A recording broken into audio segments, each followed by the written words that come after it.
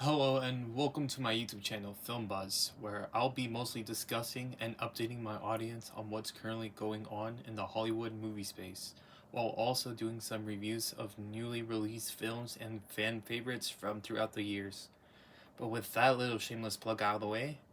let's go straight into this bunkers of a movie known as I wanna see you up that wall, baby, bye, bye, bye. Here's some Lego Marvel superheroes gameplay in the background because have you seen the prices for the Deadpool game on eBay? Oh boy, where to begin?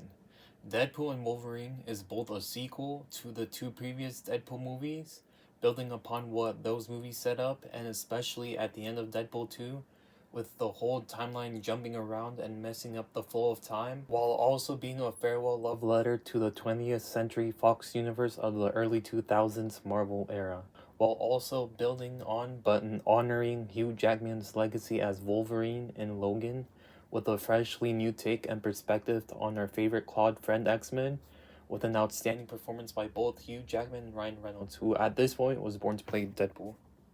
But before we get any deeper into the video, I want to remind you that this is a spoiler-free review, and that at the end of the day, this is my own opinion on what I thought on the movie, and by any means necessary, that should not affect your own experience and joy you got out of this movie, if you're planning to watch it or have already watched it. So with Deadpool and Wolverine being a buddy cop type of movie, meaning two unlikely forces teaming up to take down one common entity, with that being Cassandra Nova, and without talking any spoilers in this video that haven't already been shown in the trailers like X-23's return, which I should also now highly advise you that you should stay away from social media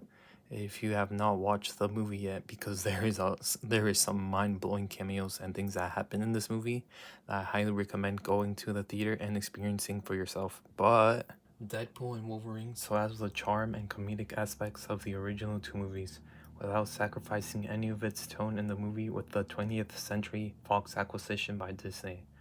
That had some people worried beforehand that Disney wouldn't allow some of this content under their umbrella. But no, they were not holding back nor pulling any punches. With the classic but hilarious R-rated Deadpool jokes that were both poking fun at Disney and the actresses' personal lives that made for a funny and hilarious trip from start to finish.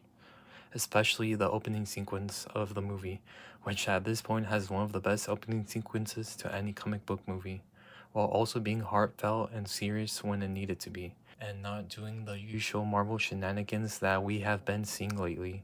with the over-the-top humor and characters being way out of character, and every serious moment ending with a joke or a punchline, or sometimes to divert your attention.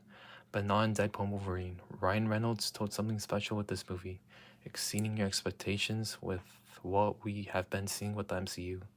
and overall, finally introducing the mutants and X-Men into the MCU.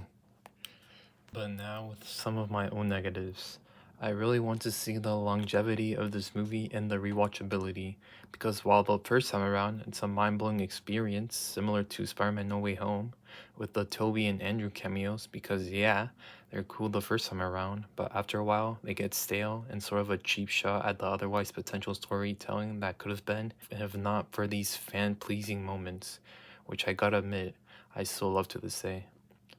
But other than that, another of my own personal negatives with this movie is the pacing and especially the third act of this movie, because it is really fast going and it starts throwing you exposition from left and right, especially in the very beginning of the movie with them trying to tell the casual audience and moviegoer who the TVA is and what their purpose is in the film, without them having to see Loki season 1 and 2 plus WandaVision and doing all this homework prior to seeing Deadpool and Wolverine. But at the end of the day, you're seeing the third entry to the Deadpool franchise, which, hey, beggars can't be choosers. But with that, let's get into the third act without any spoilers. The third act for me didn't feel as impactful for me as it should have had because of sad things leading up to it. I didn't feel that they were earned enough or naturally progressed to the point to where it made sense, which didn't affect my personal enjoyment I got from the film, which I still enjoy overall,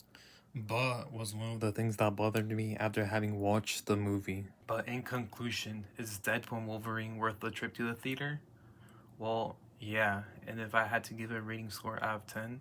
I will give an 8.5 out of 10, with there being a few bumps in the road, but with an overall good time at the theaters, making it one of, if not the funniest and most hilarious MCU movies to date, while also being the introduction to Deadpool and the X-Men to the MCU. But hey, at the end of the day, this is my own opinion and what I thought of the movie. But with that, I'd like to hear your opinion and thoughts on the movie. And speaking of the movie, please be sure to like and subscribe if you like this video and want more content like this. This is just the beginning for my channel, and I would really appreciate it if you can support it. And yeah, thanks.